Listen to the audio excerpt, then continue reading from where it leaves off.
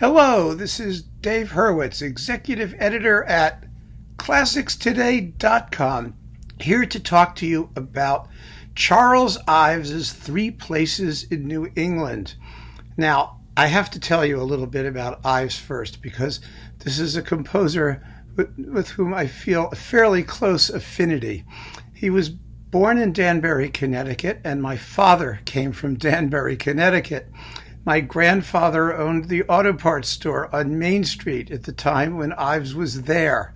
And I have a great feeling for the man just for that reason alone. But not only that, but Ives went to the same prep school that I went to in New Haven, that is Hopkins Grammar. And then he went to Yale, where I did my master's research at the School of Music.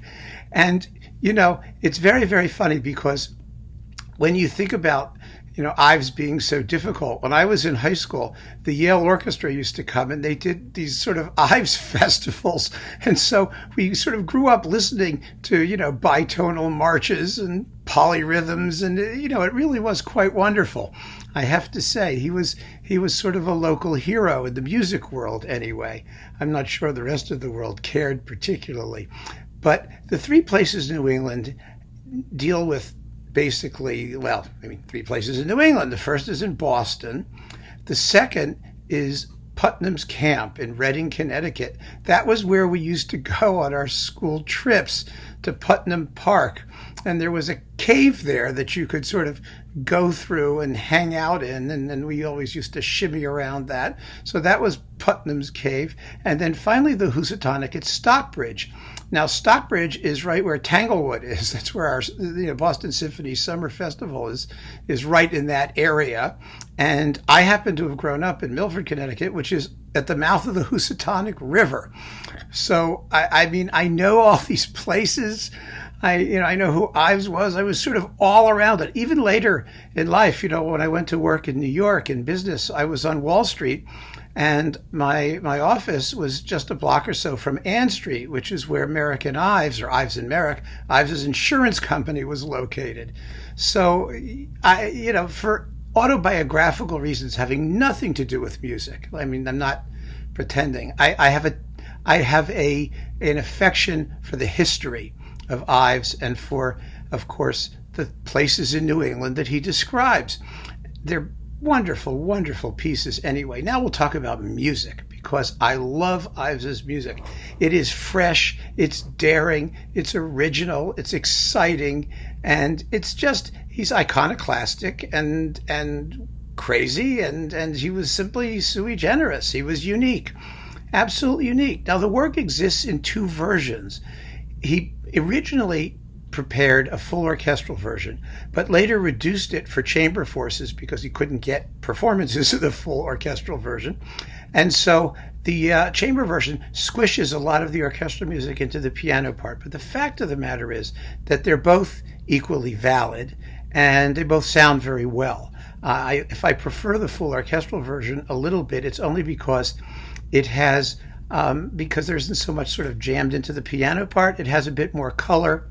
And it also sounds a bit more romantic. You catch more of the tunes than you do, when you just hear the piano sort of hammering away. But even so, either way, however you get it, it's fine. Now, I have a bunch of recordings here because the fact is, Ives is one of those guys who people don't play unless they can play it well. It just doesn't get done by people who don't care. And even if they aren't the best, it's kind of hard to tell sometimes because there's so much all going on at the same time, especially in the central movement when the two brass bands, each doing their own thing, collide at the very end. But I want to tell you first, I hope to do a separate video about the series, but there is the Naxos Ives series with featuring James Sinclair and the Malmo Symphony Orchestra predominantly, which has an excellent version. Also, the Nashville Symphony, is on here. Oh, this isn't Sinclair. This is Schermerhorn. Sorry, this is Sinclair. Anyway, the bottom line is there's a great Ives series on Naxos. And James Sinclair with the Malmo Symphony has done 3 orchestral sets. And that's a terrific disc, which is on my iPhone. And you'll just have to take my word for that. In terms of other discs that I actually have, believe it or not, a very fine Ives conductor was Eugene Ormandy. And believe it or not, he did 3 places in New England twice. I mean, who does that twice? It's incredible, isn't it? Once for Columbia and once for RCA. Now, the Columbia version is the chamber version because at the time that was the only one that existed. The RCA is, as far as I can tell, the first recording of the full orchestral edition.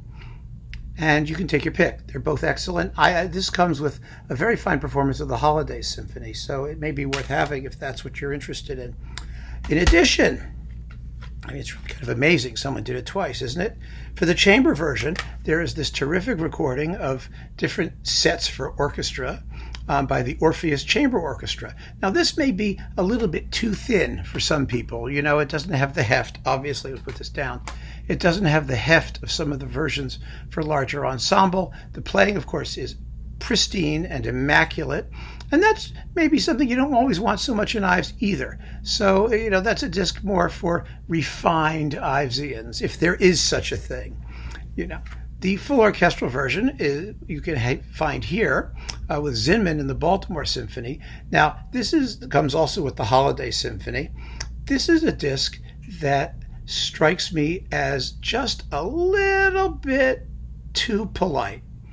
You know, Zinman is always very clear-headed, very accurate, and the playing is fine and the recording is fine, but I just like the performances to be a little wilder and a little bit more, you know, eruptive than Zinman permits. But you know, Ives has become standard repertoire. He's become a part of our musical existence, and so it doesn't sound as radical as it used to, not musically and perhaps in performances as well, especially as orchestras and conductors have learned how to actually play the notes, to actually master what he did.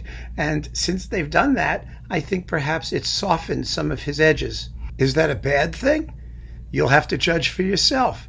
There's no question that Zinman's is a fine recording, but one of the classic versions is this early Michael Tilson Thomas recording with the Boston Symphony. This is a fantastic disc. It also comes with Ruggles, Sun Treader, and Piston Second Symphony.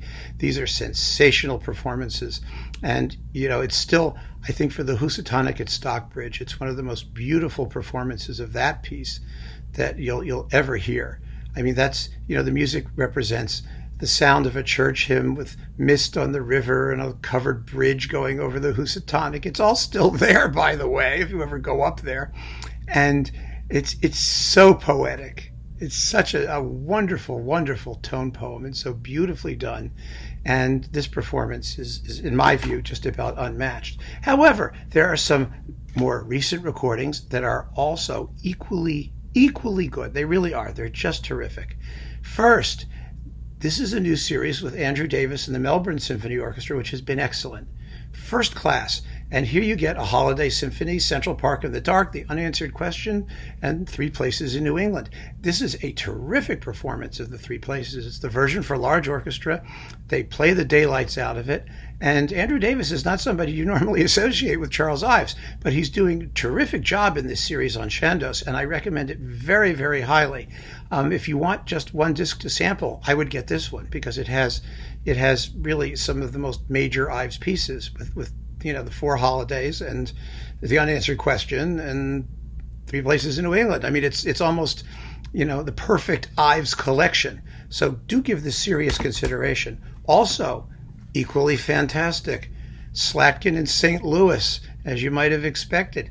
This disc may be hard to find now because it's in the American box, but, you know, Slatkin's American box, I believe. But, you know, as a separate disc, who knows? Slatkin deserves a box, RCA. Hint, hint, not just an American box, an everything box. But this is a first-class 3 Places in New England. You get The Unanswered Question, Central Park in the Dark, the Third Symphony, and the March Number 3 with the air Old Kentucky Home, and the Fugue in 4 keys on the Shining Shore. Another enterprising and interesting and highly varied collection. And if you like the Third Symphony, which is Ives', you know, most mellow and easiest to take, then this is a disc that you really need to own because it's first rate in every way. Finally, there's my favorite. We all have a favorite. Dochnani in Cleveland. You know, I mean, This comes with the second orchestral set and two pieces by Carl Ruggles, Sun Treader and Men in Mountains, and Ruth Crawford Seeger's Andante for strings. These discs came out sort of when the record crisis was really rolling, and Dochnani and Cleveland were getting really short shrift from Decca. And I mean, some of these weren't even distributed in the United States at all. It was a shock. It was terrible that they were doing this. And these were magnificent performances of their type. This was the kind of repertoire that Dochnani did supremely well. And the Cleveland Orchestra, of course, plays with amazing clarity. And what has characterizes Dochnani's Ives, I think, is this combination of precision and clarity, but still that sense of wildness and, the crazy, even because of the clarity, you hear all the craziness that's going on in it. This is an absolutely great disc. And, the second orchestral set, which never gets played, is fantastic. It's a great, great work. Stokowski made a terrific early recording of it, and this is probably the best one. So if you can get the Dochnani, or you can find it, please give it serious consideration. These pieces also come in a Decca twofer with the symphonies, with the symphonies with the Zubin Mehta's recording of the first and second, and you've got, I think, the Neville Mariner third and Dochnani fourth, and then the two orchestral sets, something like that. I have that set sitting over there somewhere. But you must have one of these, I would say, these four, if you want three places in New England. Any one of them will do you really well. But do hear the music. It's such a great, great piece. And I don't know. Every time I hear it, I get this feeling of nostalgia because of my own personal backstory.